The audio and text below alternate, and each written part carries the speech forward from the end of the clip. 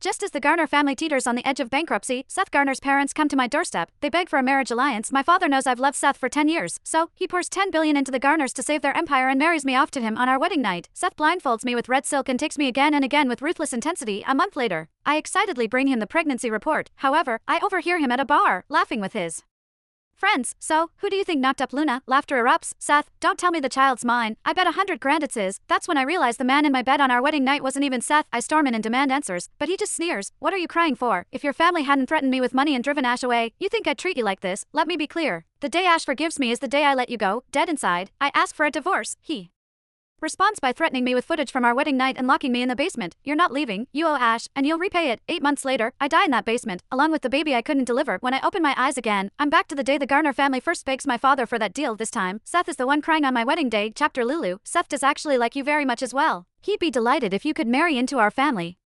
I jolted awake, and the sincere expressions of Mr. and Mrs. Garner appeared in my line of vision. In an instant, I realized that I had been reborn. Mrs. Garner held my hand gently and smiled as she said, I know that you've had a crush on Seth for 10 years. If our families had a marriage alliance, my parents chuckled awkwardly. They both knew that the Garners were only here for a marriage alliance because they were on the brink of bankruptcy. They needed my family to inject $10 billion in funds.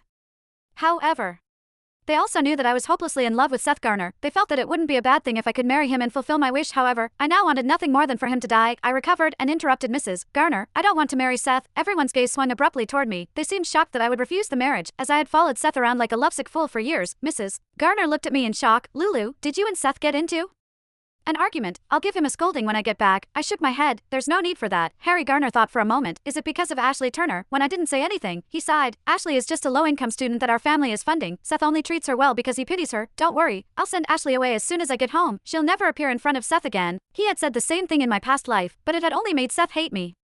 He felt that I had forced Ashley to leave. That was why Seth had allowed me to be tortured by other people on the night of our wedding. After I found out, he imprisoned me in the basement and forced me to have the child, just to bet on whose child it would turn out to be. When my parents realized that something was wrong and came looking for me, Seth revealed the video of our wedding night. He had said to them with a look of hatred on his face, "This is your precious daughter. She's disgusting."